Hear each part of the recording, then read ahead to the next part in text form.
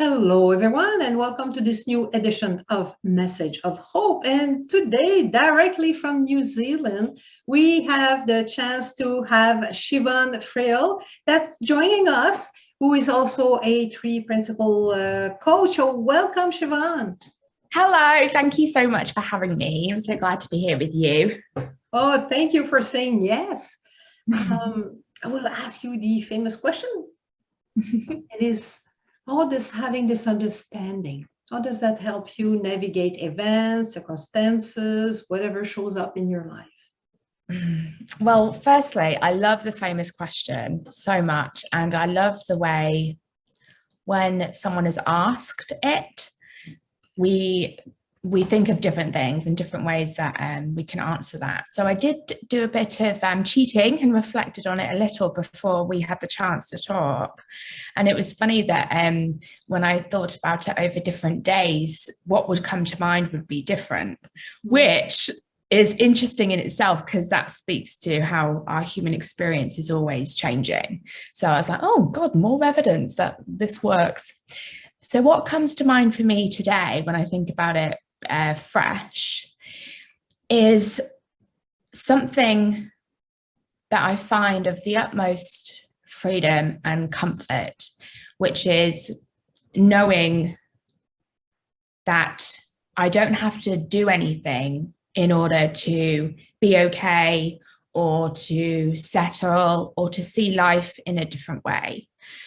And what this means to me is before I came across the three principles understanding, I had a lot of suffering with anxiety and worry and overthinking and all of that human stuff, which would manifest in all sorts of behaviors that I didn't want.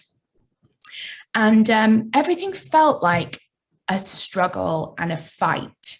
So if for example, someone at work would give me maybe feedback that I didn't love, my brain would go into overdrive, which it still does, and which it does for lots of people, at least initially. But what's so transformative and different now is that I know what's going on. So I know that my brain is going to freak out because that's what brains do. But what I see now is that I don't have to fight beyond that to get back to peace and well-being.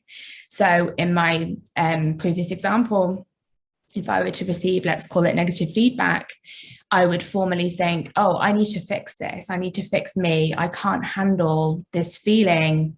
I need to be better so that this doesn't happen again. Whereas now, like my brain can like throw anything it wants at me. And I know what's happening is just a lot of like speedy thought, and that it settles on its own. And knowing that my mind settles on its own, and so does everybody's, which is very helpful when dealing with the other humans.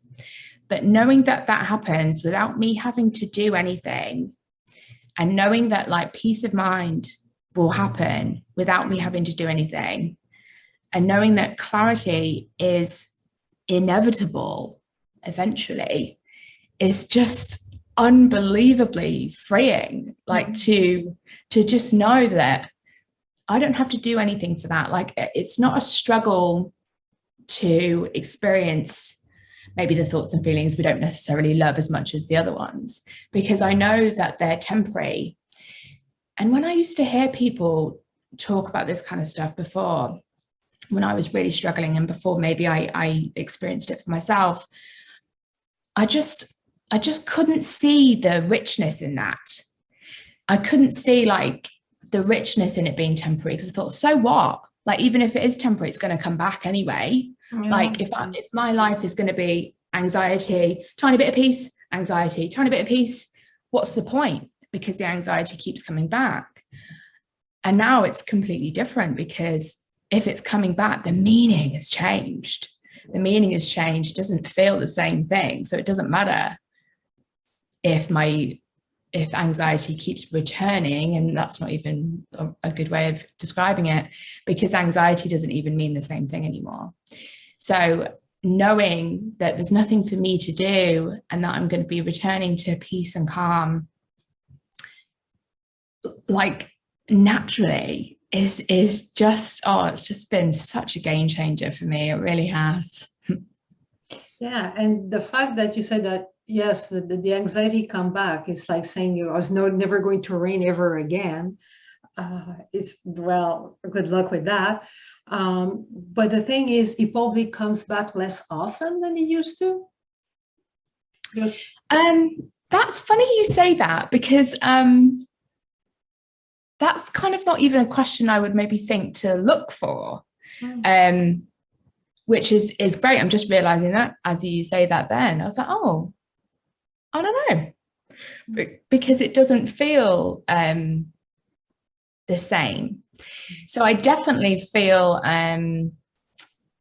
that, I guess, like all humans have their favorite flavors of anxiety topics. Like the big ones always seem to be around, our security in relationships or jobs, and security generally, I guess. And that just feels very different as well. But then I would still, like the other day, I remember the supermarket didn't have the not special, but the particular brand of yogurt that I wanted. And and even then I could feel myself not getting anxious, but getting annoyed. I was like, no, well, this is rubbish. I'm going to have to get that other one. And then that's not going to be as good. And it doesn't blend well and blah, blah, blah. And I noticed that and I thought, that's interesting. Like, interesting how that still happens. Like, of course it still happens, because that's not who I am. It's just a brain being a brain. But also how I had a judgment then about, oh, well, God, given everything that you know, and you're getting all stressed out about yogurt. And that's the thing. Noticing that is really interesting, rather than getting into the weeds of what our thought content actually is. Oh, yeah. Yeah, because we're still human. No, I listen to the Dilemma and Eckhart Tolle and other guys, and even them sometimes, they not always stand. Yes. And it's totally human. Yeah. And it's a great point, because it looks to me that when people first start wanting, I guess, freedom from anxiety and that kind of thing, they think that anxiety needs to go away and that we need to feel differently about things. So they would look to, like the yogurt thing, they would like, oh, well, I shouldn't be feeling like that about yogurt. I shouldn't be feeling this way about losing my job. I need to be able to manage my human thoughts and feelings. But the kind of conversations that we have in the 3 principles isn't about that. Like, it's more about like, hey, you know what, that's going to happen. But look over here to where you see your experience is always moving. It's always moving. And that's what it's like to be a human. But underneath that, like, you are whole and peaceful and well, and that never goes anywhere.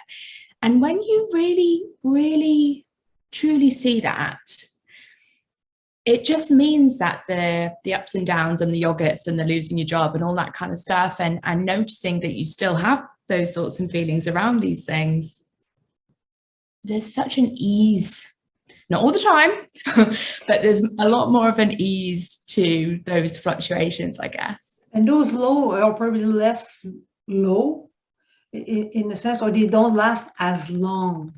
Like for the yogurt, no, you probably were pissed for a few minutes, as maybe before your whole day would have maybe ruined because they didn't have the kind of yogurt that you wanted, and what a bad day and whatever. Yes. And what does it mean about me? Yeah, terrible. So there's a big difference of maybe a whole day and maybe a few minutes, and that's the beauty. Yes, you're so right. And not just like the length of time, but also the intensity. There's something about feeling extremely caught up in like a ton of human thinking that feels like ass, right? It feels so horrid. But when you know that all it is a ton of thought appearing real. And I don't know about you, but I bet you can maybe think of some times when even though you know what's going on, you're like, no, but this time though, there is a problem. No, but this, yeah, I know all those other times it was fine, but this time though, it is a problem and I need to sort it out. And then once you see that happening, like, I don't know, maybe 7.5 billion times, you kind of get to feel like, oh, hold on. Well, it never actually is a problem. And I always settle. So maybe it does work that way.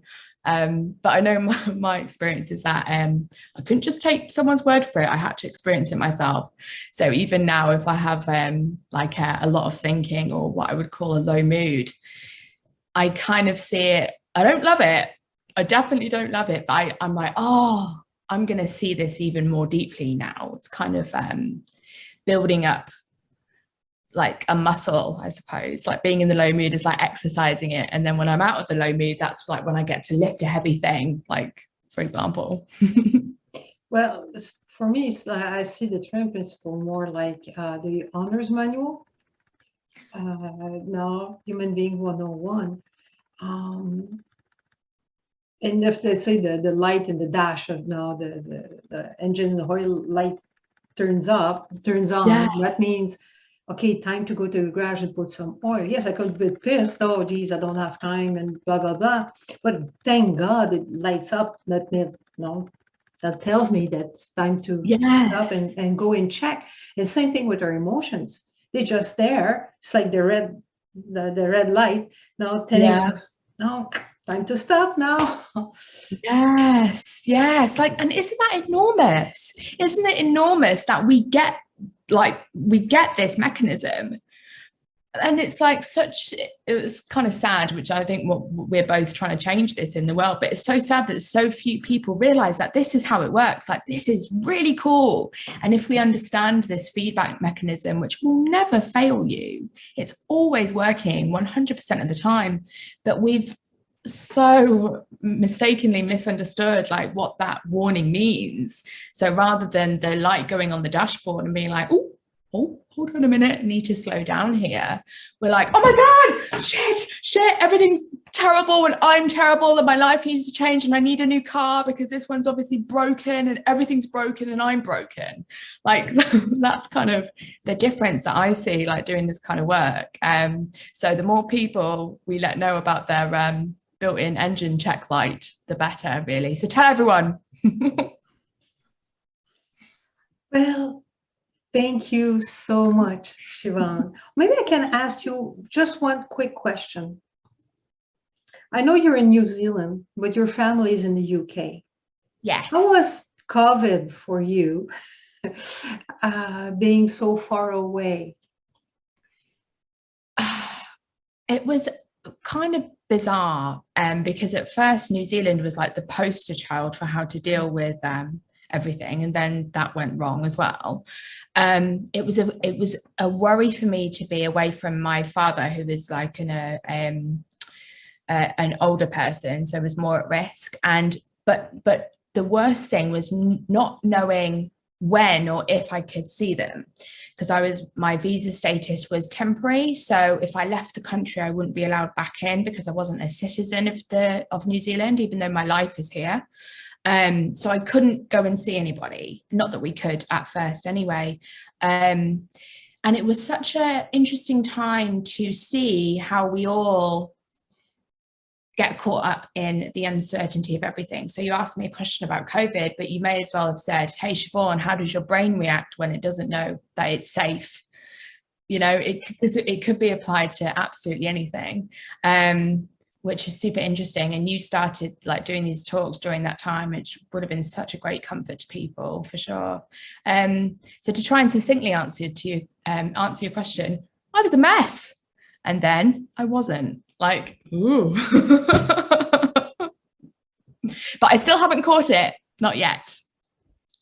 And we're about to have our second wave, so any day now. Well, wait a second, we're in the 7th here. Exactly. Yeah, we get everything late. Yeah, we just got like digital streaming services. So thank you, Siobhan, for your time, for your wisdom. And how can people find you? So I'm on Instagram. We're friends on Instagram at Siobhan Friel, which is my name. Or I've got my website, siobhanfriel.com. And I've got a podcast, which people might want to check out, which is called Inner Peace and Other Cool Shit.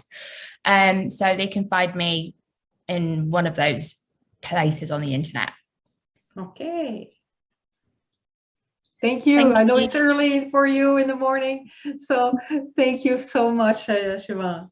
My pleasure. Thanks so much for having me.